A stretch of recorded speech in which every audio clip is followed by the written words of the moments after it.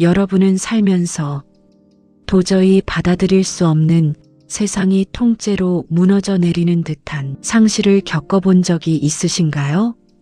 오늘 들려드릴 이야기는 조선시대 어느 작은 고을에서 있었던 가엾은 여인의 이야기입니다. 설화로 만나는 인생의 선택, 빛의 문입니다. 숨이 턱턱 막히는 한여름의 불볕더위. 흙먼지가 날리는 장터 한가운데 헝클어진 머리를 한 여인이 비틀거리며 걷고 있었습니다. 찢어진 치맛자락 사이로 드러난 맨발은 집신도 신지 않아 이미 피투성이가 된 지 오래였지만 여인은 고통조차 느끼지 못하는 듯 했습니다. 그녀의 두 팔에는 축 늘어진 조그마한 갓난아이가 소중하게 안겨 있었으니까요. 아이는 마치 깊은 잠에 빠진 것처럼 평온해 보였습니다. 단지 그 작은 몸이 얼음장처럼 차갑게 식어 있다는 것만 빼고 말이죠. 여인의 이름은 점례였습니다. 마을 사람들은 그녀를 박복한 말라깽이라 불렀습니다. 지독하게 가난한 소장농의 딸로 태어나 굶기를 밥 먹듯 하며 바짝 마른 몸을 이끌고 늙은 아비의 빚을 갚기 위해 이 고을에서 제일가는 양반집에 팔려오듯 시집을 온 참이었습니다. 지참금 한 푼 없이 들어온 가난하고 뼈만 앙상한 며느리, 시어머니와 시댁 식구들에게 점례는 그저 밥 벌레여 집안 망칠 불청객일 뿐이었습니다. 온갖 매질과 독한 시집살이 속에서 그녀의 하루하루는 캄캄한 생지옥과도 같았습니다. 그런 점례의 잿빛 인생에 기적처럼 한 줄기 눈부신 빛이 찾아왔습니다. 바로 품에 안긴 이 작은 아들이 태어난 것입니다. 귀한 대를 이을 옥동자가 태어나자 시댁 사람들의 싸늘했던 시선이 조금은 달라졌습니다. 난생 처음으로 사람 대접이라는 것을 받아보았습니다. 아기가 처음으로 방긋 웃어주던 날, 점례는 세상의 모든 것을 다 가진 것 같았습니다. 굳은 살이 베인 자신의 투박한 손가락을 꽉 쥐어오던 아기의 작고 따뜻한 온기. 그것은 점례가 태어나 처음 느껴본 절대적인 사랑이자 이 매서운 세상을 억척스럽게 견뎌내야 할 유일한 이유가 되었습니다. 하지만 하늘은 참으로 무심하고 가혹했습니다. 아이가 옹알이를 시작하고 뒤뚱뒤뚱 첫걸음마를 뗄 무렵이었습니다. 어느 날 밤 고을을 휩쓸던 지독한 역병이 아이를 덮치고 말았습니다. 점례는 뜬 눈으로 밤을 새우며 우물가에서 차가운 물을 길어와 아이의 펄펄 끓는 몸을 끊임없이 닦아냈습니다. 삼신할미에게 제발 나를 대신 데려가 달라고 손발이 닳도록 싹싹 빌며 수천 번 수만 번 애원했습니다. 하지만 다음 날 아침 창호지 너머로 첫 햇살이 방안을 비출 때 아이의 쌕쌕거리던 숨소리는 영영 멈추고 말았습니다. 점례에 온 우주가 산산조각나는 순간이었습니다. 시어머니는 가슴을 치며 통곡했고 하인들을 시켜 서둘러 아이를 거적에 말아 뒷산에 묻으려 했습니다. 하지만 점례는 짐승처럼 울부짖으며 아이의 뻣뻣해진 몸을 빼앗아 품에 꽉 껴안았습니다. 아닙니다. 우리 아가는 죽지 않았습니다. 그저 깊은 잠에 빠진 것뿐입니다. 용한 의원을 찾고 귀한 약재만 구하면 천년 묵은 산삼이라도 캐어다 먹이면 다시 눈을 뜰 것입니다. 그녀는 완전히 정신을 놓아버렸습니다. 금쪽 같은 내 새끼가 죽었다는 그 끔찍한 현실을 도저히 인정할 수 없었죠. 그렇게 점례는 차갑게 굳어가는 아이를 가슴에 품고 미치광이처럼 대문을 박차고 밖으로 뛰쳐나갔습니다. 죽은 아이를 살려낼 약을 구하기 위한 끝을 알 수 없는 참혹한 여정이 시작된 것입니다. 점례는 번화한 저작거리로 미친 듯이 뛰어들었습니다. 그녀는 이 집 저 집 대문을 쾅쾅 두드리며 지나가는 사람들의 바짓가랑이를 부여잡고 늘어졌습니다. 계십니까?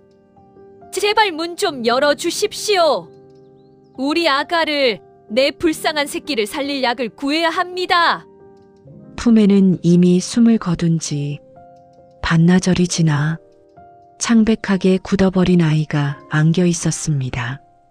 문을 열고 나온 사람들은 점례의 품에 안긴 작은 시신을 보고는 소스라치게 놀라 뒷걸음질을 쳤습니다. 아이고 깜짝이야. 웬 미친 여편네가 대낮부터 이래. 당장 저리 가지 못해? 여보시오. 여기엔 죽은 애를 살릴 약 따윈 없소. 어서 묻어주기나 하시오. 사람들은 점례에게 소금을 뿌리며 문을 쾅 닫아버렸습니다. 어떤 이들은 혀를 차며 동정의 눈빛을 보냈지만 이미 저승사자가 다녀간 아이를 살려낼 방도를 아는 이는 아무도 없었습니다. 하지만 점례는 포기할 수 없었습니다. 집신도 없이 맨발로 자갈길을 뛰어다녀 발바닥이 찢어지고 붉은 피가 배어나와도 그녀는 멈추지 않았습니다. 길거리를 지나가는 보찜 장수, 약방의 의원, 심지어 장터 구석에 거지들에게까지 매달렸습니다. 제발요. 제발 우리 아가에게 먹일 약 한 첩만 지어주십시오. 내 남은 평생 당신 집에 종살이를 해도 좋습니다. 소나 돼지처럼 부려도 원망하지 않겠습니다. 제발 우리 불쌍한 아가 숨만 다시 쉬게 해주십시오. 핏발선 눈으로 애원하는 그녀의 목소리는 갈라지고 찢어져 마치 짐승의 울음소리 같았습니다. 세상의 차가운 시선과 멸시, 동정 어린 수군거림 속에서도 점례의 귀에는 아무것도 들리지 않았습니다. 오직 아이의 감긴 눈동자가 다시 떠오르기만을 바랄 뿐이었죠. 해가 뉘엿뉘엿 지고 저작거리의 사람들도 하나둘 집으로 돌아갈 무렵 점례는 길바닥에 주저앉아 하늘을 향해 피를 토하듯 절규했습니다. 세상에 부처님이 계신다면 대답해 보시오. 어찌 이리도 가혹하단 말이오. 내 평생 남의 것 하나 탐내지 않고 벌레처럼 엎드려 살아왔거늘 왜 하필 내 아이입니까? 왜 나에게서 이 작은 온기마저 빼앗아 가는 겁니까? 그때였습니다. 거칠고 메마른 점례의 어깨 위로 낡고 해진 장삼자락이 조심스럽게 닿았습니다. 점례가 천천히 고개를 들어 올리자 깊게 주름진 얼굴에 아주 맑은 눈빛을 가진 늙은 탁발승 한 분이 그녀를 연민 가득한 눈으로 내려다보고 있었습니다. 가엾은 보살이여, 그대의 슬픔이 하늘을 찌르고 땅을 울리는구나. 노스님의 조용하고 다정한 목소리에 점례는 다급하게 그의 가사를 부여잡았습니다. 스님은 부처님의 도를 아신다 들었습니다. 제발 우리 아가를 살릴 비방을, 그 영약을 구할 곳을 알려주십시오. 노스님은 점례의 품에 안긴 창백한 아이를 한참 동안 슬프게 바라보시더니 천천히 입을 열었습니다. 나에게는 그 아이의 병을 고칠 약이 없다. 하지만 저 깊은 연화산 꼭대기 암자에 홀로 머무시는 큰 스님이 한 분 계시지. 일찍이 생사의 이치를 깨달으신 분이니 그분이라면 필시 자네가 애타게 찾는 그 약을 지어주실 수 있을 것이야. 그 말이 점례의 귓가에 울리는 순간 굳게 닫혀있던 기적에 문이 열리는 것 같았습니다.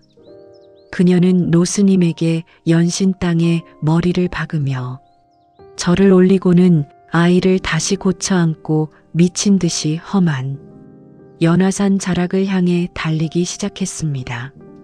어두워지는 산길, 가시에 찔리고 돌부리에 걸려 넘어져 무릎이 깨져도 그녀는 아픔을 모른 채 오직 한 가지 생각뿐이었습니다. 큰 스님이라면 부처님의 자비로 내 아이를 살려주실 것이다. 산새 소리조차 들리지 않는 칠흑 같은 밤 깊고 고요한 연화산 암자 마당에 짐승의 거친 숨소리가 울려 퍼졌습니다. 머리는 산발을 하고 온몸은 진흙과 피로 범벅이 된 점례가 뜰 안으로 비틀거리며 걸어 들어왔습니다. 달빛이 은은하게 비추는 법당 대청마루에는 깡마른 체구의 큰 스님 한 분이 가부좌를 틀고 고요히 눈을 감은 채 앉아 계셨습니다. 점례는 마루 밑으로 기어가 털썩 무릎을 꿇고 통곡하기 시작했습니다.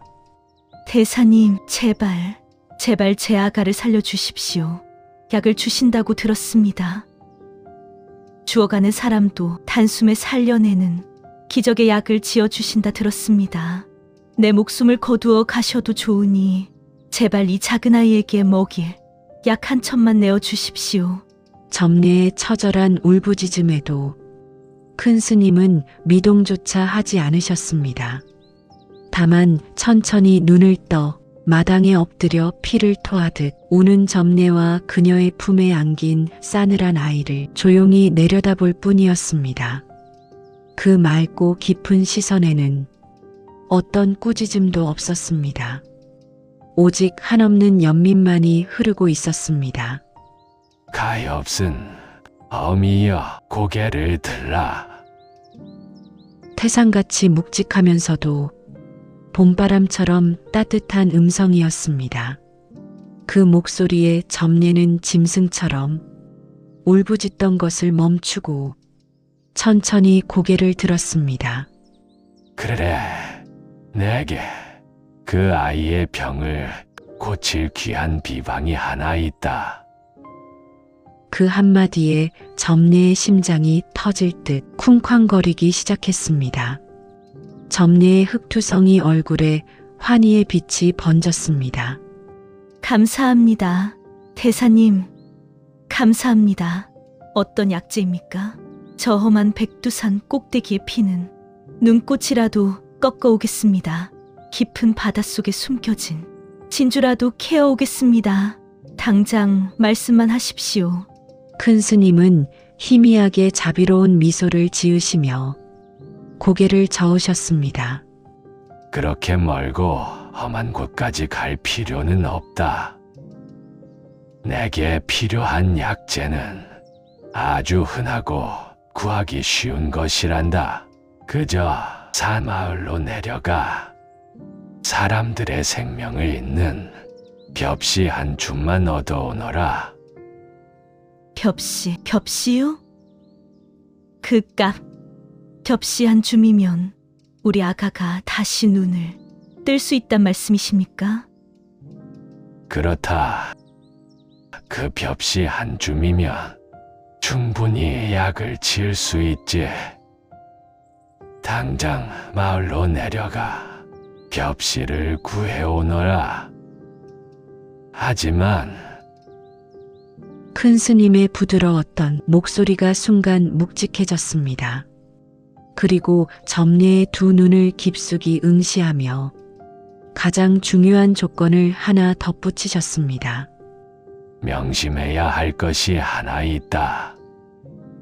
그 벽시는 반드시 지금까지 단 한 번도 조상을 치르지 않은 집에서 얻어와야만 한다.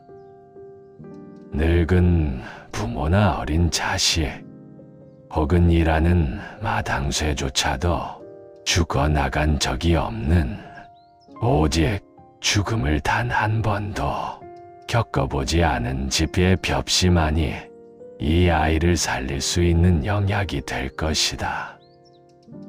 단 한 번도 사람이 죽지 않은 집, 큰 스님의 조건이 얼마나 무섭고 불가능한 이치인지 슬픔에 눈이 멀어버린 점례가 알 턱이 없었습니다.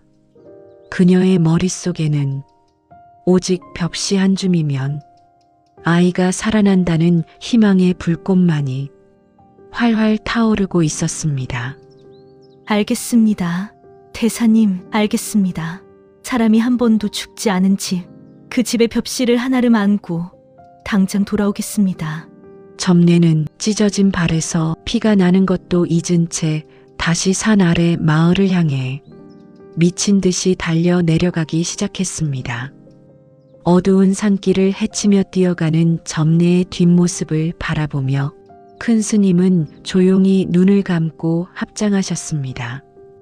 그녀가 스스로 마주하게 될 거대한 깨달음을 묵묵히 기다리시면서 말입니다.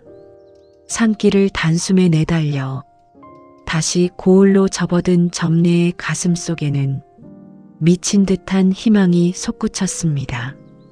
발바닥이 찢어져 너덜거리고 온몸의 뼈마디가 비명을 질렀지만 그녀는 마치 구름 위를 걷는 것 같았습니다. 벽시 한 줌이면 내 핏덩이가 살아난다.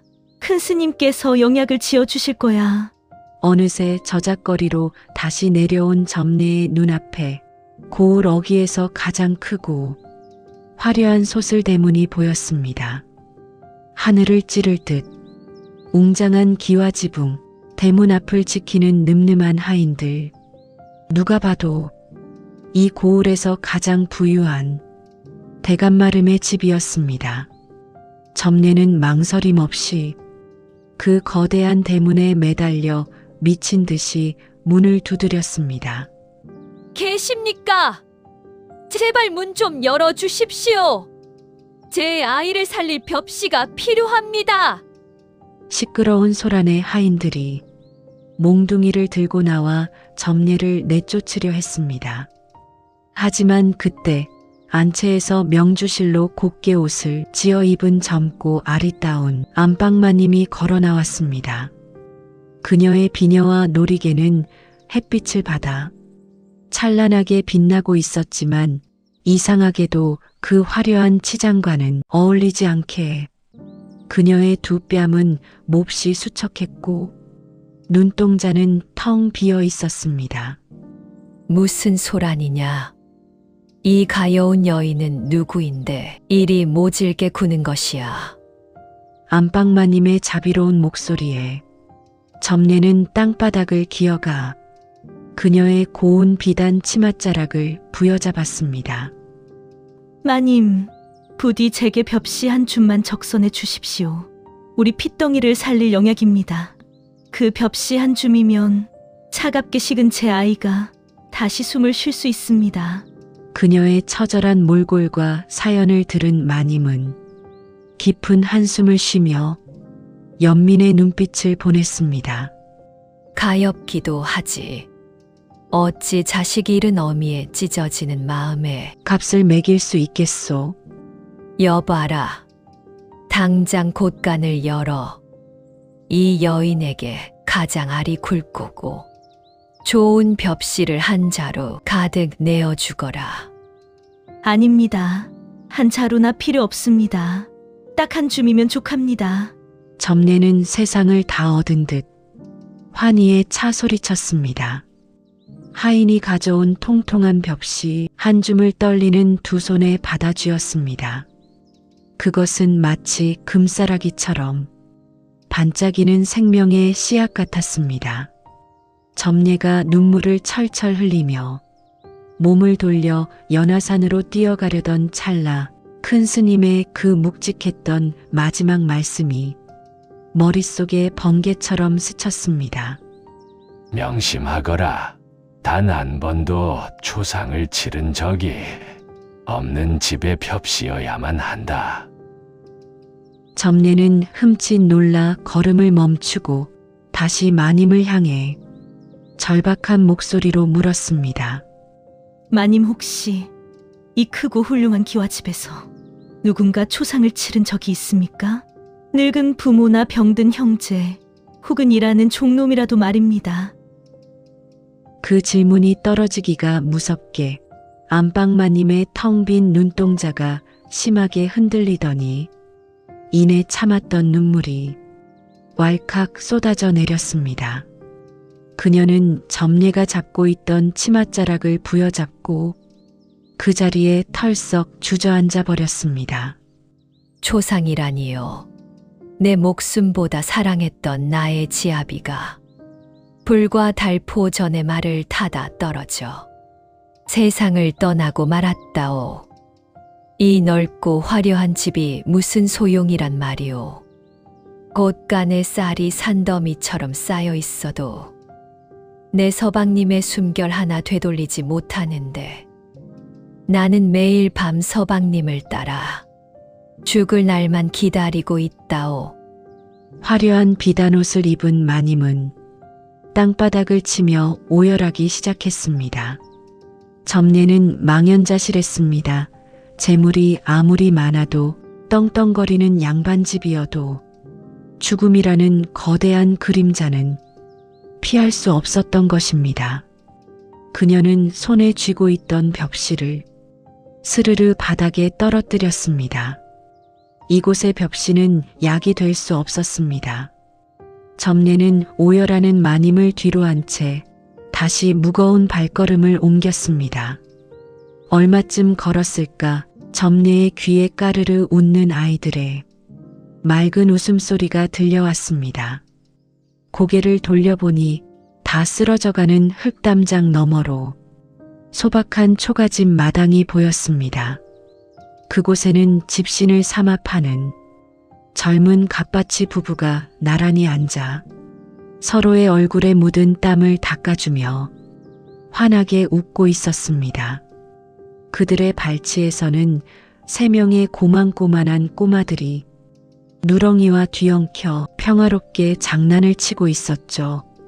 누가 보아도 세상에서 가장 화목하고 생기가 넘치는 집이었습니다.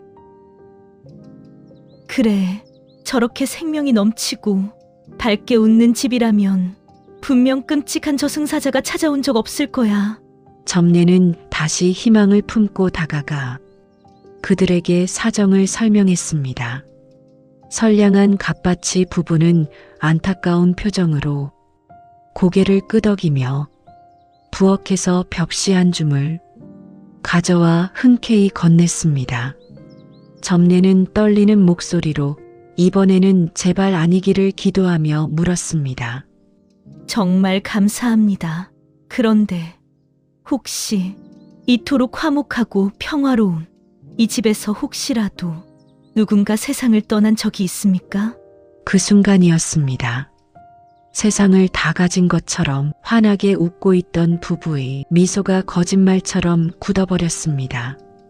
아내는 황급히 고개를 돌려 치마폭에 얼굴을 묻고 흐느끼기 시작했고 남편은 거칠고 투박한 손으로 마른 세수를 하며 깊은 한숨을 토해냈습니다. 아주머니, 저기 마당에서 웃고 뛰어노는 녀석들이 보이시오? 원래 저놈들 위로 눈에 넣어도 아프지 않을 만큼 듬직한 장남이 하나 있었다오. 내 목마를 타는 걸 참 좋아하던 녀석이었지. 그런데 작년 겨울 온 고을을 휩쓸던 돌림병이 그 아이를 앗아가 버렸다오. 우리는 그 핏덩이를 뒷산에 묻고 돌아와 밤새 피눈물을 흘렸소. 남편의 어깨가 서럽게 들썩였습니다. 하지만 어쩌겠소? 산 사람은 살아야 하지 않겠소? 남은 저 어린 것들을 굶길 수는 없으니 아침이 오면 또다시 억지로 웃는 낯을 하고 집신을 삼는 것이라오. 우리 부부의 가슴 속에는 매일매일 피고름이 흐르고 있다오. 점례는 머리를 세게 얻어맞은 것 같았습니다. 이토록 환하게 웃고 있는 이들의 가슴 속에 자신과 똑같이 자식을 잃은 지옥 같은 고통이 숨겨져 있을 줄은 꿈에도 몰랐습니다. 점례의 손에서 두 번째 벽시가 모래알처럼 스르르 빠져나갔습니다. 그녀는 비틀거리며 초가집 마당을 빠져나왔습니다. 해는 어느덧 서산 너머로 붉게 물들며 저물어가고 있었습니다. 점례는 미친 사람처럼 거리를 헤매며 보이는 집마다 문을 두드리고 묻기 시작했습니다. 이 집에 죽은 사람이 없습니까? 벽시를 주시오. 단 한 번도 초상을 치르지 않은 집에 벽시를 주시오. 하지만 돌아오는 대답은 모두 같았습니다. 석 달 전에 병든 노모를 떠나보냈소. 사흘 전에 상고를 겪다 죽은 며느리를 묻고 오는 길이요. 여보시오. 차라리 살아있는 사람의 수를 세는 것이 빠를 것이요. 이승천지간의 죽음을 겪지 않은 집이 어디 있단 말이오. 수백 번 문을 두드렸지만 죽음이 머물다 가지 않은 집은 단 한 곳도 없었습니다. 기와집 대감마님도, 초가집 갓바치도, 장터의 백정도, 글 읽는 선비도, 죽음은 그 누구도 차별하지 않고 공평하게 문을 두드렸던 것입니다. 어느새 붉은 노을은 사라지고 짙은 어둠이 고을을 덮었습니다. 텅 빈 거리 한가운데 우두커니 선 점례.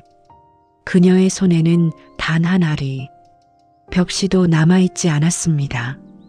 그리고 그녀의 머릿속에 가득 차 있던 내 아이를 살려야 한다는 미친 듯한 광기와 집착이 아주 서서히 마치 아침 햇살의 안개가 거치듯 흩어지기 시작했습니다. 어둠이 짙게 깔린 고을의 좁은 골목길마다 집집마다 호롱불이 켜지기 시작했습니다. 창문 틈으로 따뜻한 빛과 밥 짓는 냄새가 새어나왔지만 점례는 더 이상 어느 집의 대문도 두드리지 않았습니다.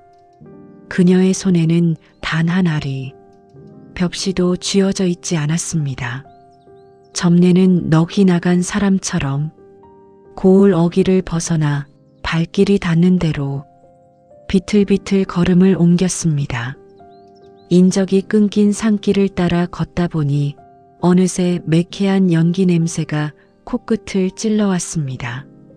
산골짜기 깊은 곳, 이승의 인연을 다한 이들을 한 줌의 재로 돌려보내는 다비터였습니다. 어둠이 내린 화장터 곳곳에서는 붉은 불길이 타오르고 있었습니다. 낮 동안 숨을 거둔 이들의 육신이 장작더미 위에서 타들어가는 중이었습니다. 점례는 거대한 바위처럼 무거워진 몸을 이끌고 잿빛 흙바닥에 털썩 주저앉았습니다. 그녀의 무릎 위에는 아침부터 밤까지 온 고을을 함께 헤매느라 이리저리 긁히고 흙먼지를 뒤집어 쓴 작은 아이가 여전히 안겨 있었습니다. 점례는 멍한 눈으로 눈앞에서 일렁이는 거대한 불꽃을 바라보았습니다. 불길은 비단옷을 입은 양반의 시신도, 거적대기를 덮어쓴 천민의 시신도, 늙은이의 시신도, 어린아이의 시신도 가리지 않고 똑같이 집어삼키고 있었습니다. 활활 타오르던 불꽃은 장작이 다 타들어가자 이내 사그라들었고 차가운 밤바람이 불어오자 허연 잿가루만이 허공으로 덧없이 흩어졌습니다. 그 허무하고도 적막한 광경을 바라보던 점례의 메마른 입술이 아주 천천히 열렸습니다. 나만 지옥에 떨어져 천벌을 받는 줄 알았다. 점례의 갈라진 목소리가 어둠 속으로 흩어졌습니다. 가난하고 천대받던 내가 평생을 쥐 죽은 듯 살아온 내가 지은 업보가 많아 하늘이 내게만 이 끔찍한 저주를 내린 줄 알았어. 그래서 미친 듯이 세상을 원망하고 삼신할미를 저주하며 거리를 헤맸지.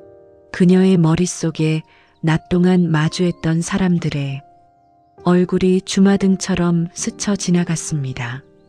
산더미 같은 재물을 가졌지만 서방님을 잃고 텅 빈 눈을 하던 소슬대문집 안방마님, 까르르 웃는 아이들을 보며 환하게 웃음 짓다가도 돌림병으로 죽은 큰아들 생각에 피눈물을 삼키던 선량한 갓바치 부부, 달포도 안 된 핏덩이를 땅에 묻고 돌아서던 젊은 아비의 구분 등 그런데 아니었어.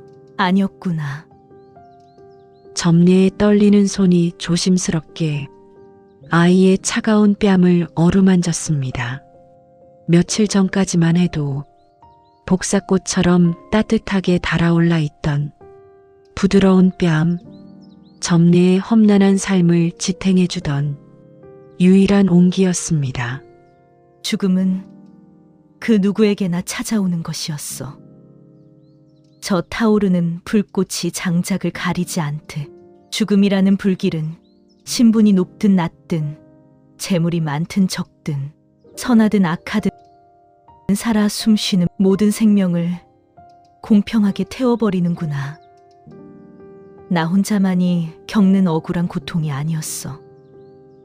살아있는 모든 자들이 짊어지고 가야 할 피할 수 없는 세상의 이치였구나. 마침내 점례의 두 눈에서 굵은 눈물이 툭 떨어졌습니다. 그것은 아이를 잃고 미쳐 날뛰며 흘렸던 광기와 집착의 눈물이 아니었습니다.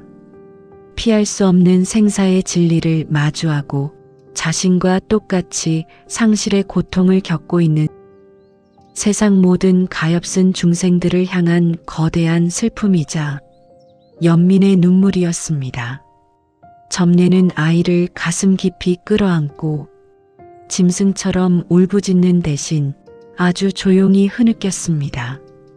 그녀의 가슴 속을 꽉 채우고 있던 내 새끼를 무조건 살려내야 한다는 지독한 집착의 끈이 장작불이 사그라지듯 스르르 녹아내리는 순간이었습니다. 큰 스님께서 왜 자신에게 단 한 번도 초상을 치르지 않은 집의 벽시를 구해오라고 하셨는지 그제야 점례는 그 깊고 다정한 뜻을 온전히 깨달았습니다. 큰 스님은 죽은 육신을 살릴 약을 지어주려 하신 것이 아니었습니다. 닫혀버린 마음의 눈을 뜨게 하여 이 끔찍한 상실감을 스스로 이겨낼 수 있는 진리라는 이름의 진짜 영약을 처방해 주신 것이었습니다. 어느새 다비터의 불길은 모두 사그라들고 하늘에는 차갑고도 투명한 달빛만이 적막한 산비탈을 고요히 비추고 있었습니다. 점례는 흙 묻은 옷소매로 눈물을 닦아내고 천천히 자리에서 일어났습니다. 그녀의 핏발 서 있던 두 눈은 놀라울 정도로 차분하고 맑아져 있었습니다. 거친 폭풍이 휩쓸고 지나간 바다처럼 깊고 평온한 침묵이 점례의 얼굴에 내려앉았습니다. 산골짜기의 차가운 밤 공기 속에서 점례는 묵묵히 맨손으로 언 땅을 파내기 시작했습니다.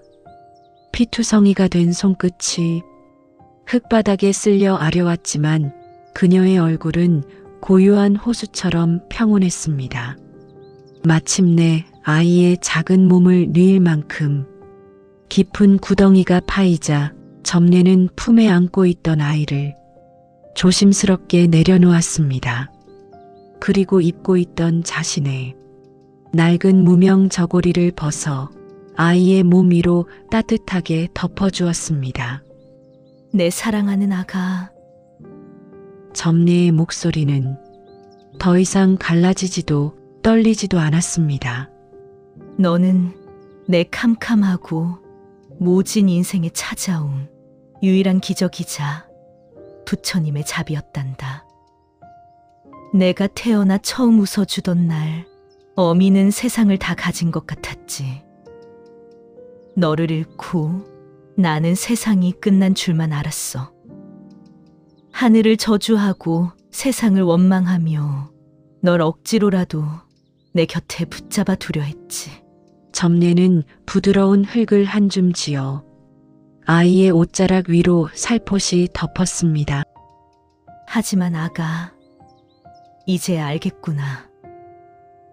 너는 그저 나보다 조금 일찍 이승이라는 낡은 주막을 떠나 다음 여행길에 오른 것뿐이라는 걸 말이야.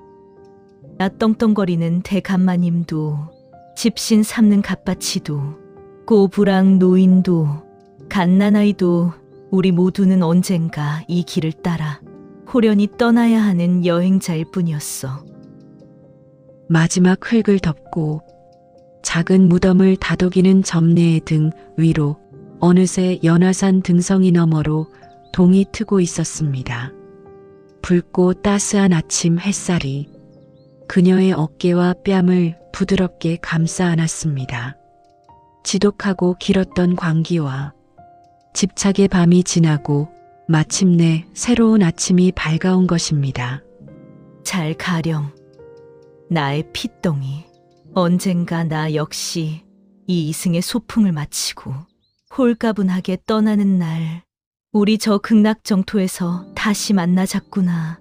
점례는 아이의 무덤에 마지막으로 깊은 절을 올렸습니다. 그리고 가벼워진 빈손을 툭툭 털고 일어나 다시 산마루 암자를 향해 발걸음을 옮겼습니다. 더 이상 비틀거리거나 미친 듯이 달리지 않는 아주 꼿꼿하고 당당한 걸음걸이였습니다.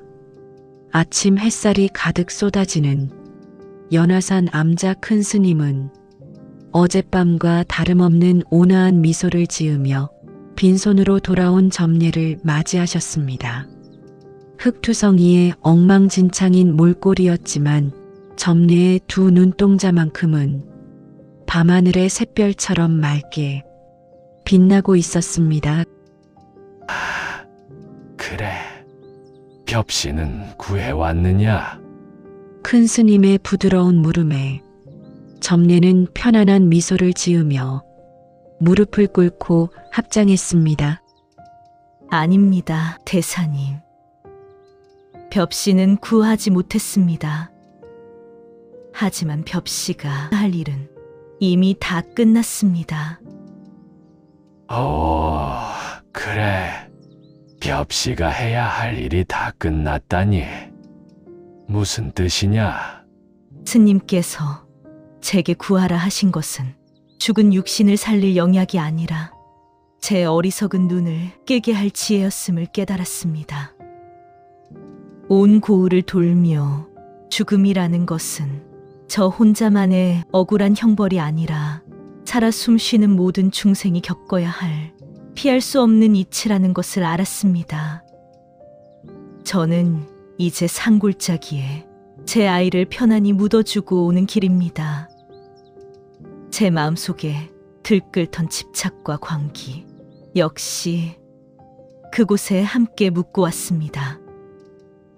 큰 스님은 크게 기뻐하시며 점례를 향해 자비로운 미소를 지으셨습니다. 장하구나. 참으로 장하다. 죽음은 마치 거센 홍수가 잠든 마을을 쓸어버리듯 집착에 빠진 중생들을 앗아간다. 하지만 너는 스스로 그것엔 번뇌의 강을 건너 영원한 평화의 기슭에 닿았구나. 그날 이후 점례는 산을 내려와 다시 고을로 돌아갔습니다. 아이를 잃고 반쯤 미쳐 거리를 헤매던 가엾은 여인은 이제 이승의 거대한 슬픔을 온전히 이해하고 품어내는 단단한 사람이 되었습니다.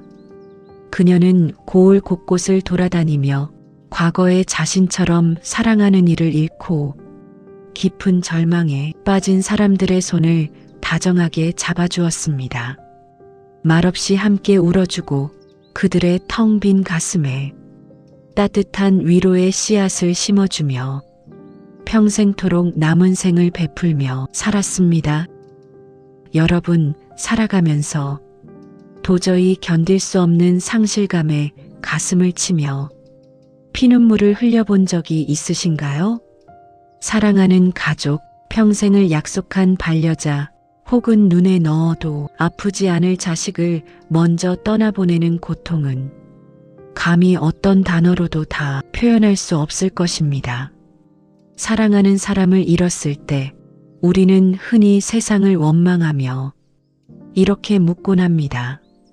왜 하필 나에게 이런 일이 생겼을까?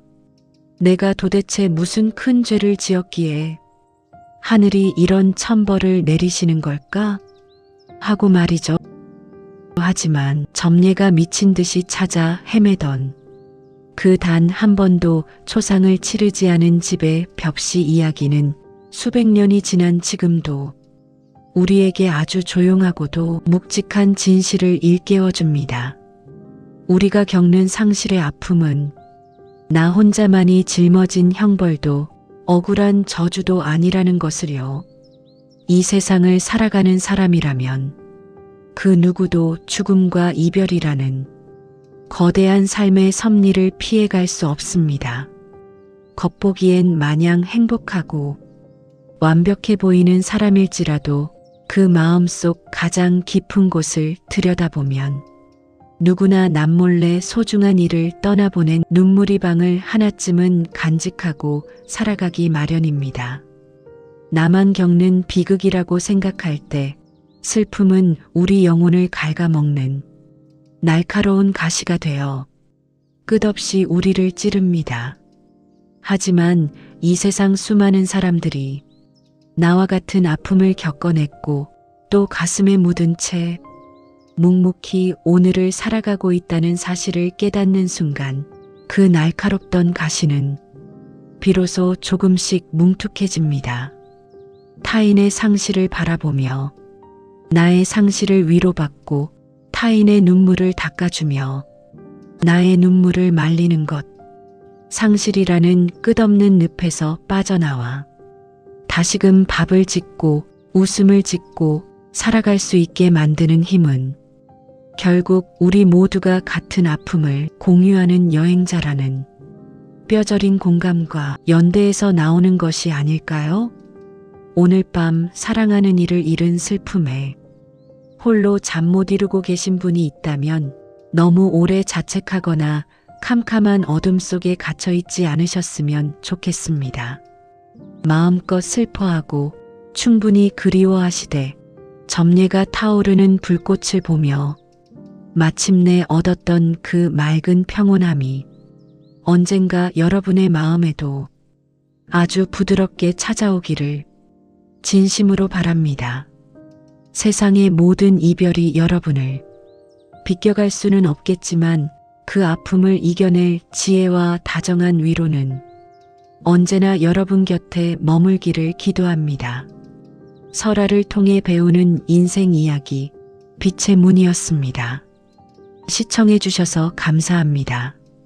오늘도 마음 한구석이 따뜻해지는 평안한 밤 되시길 바랍니다.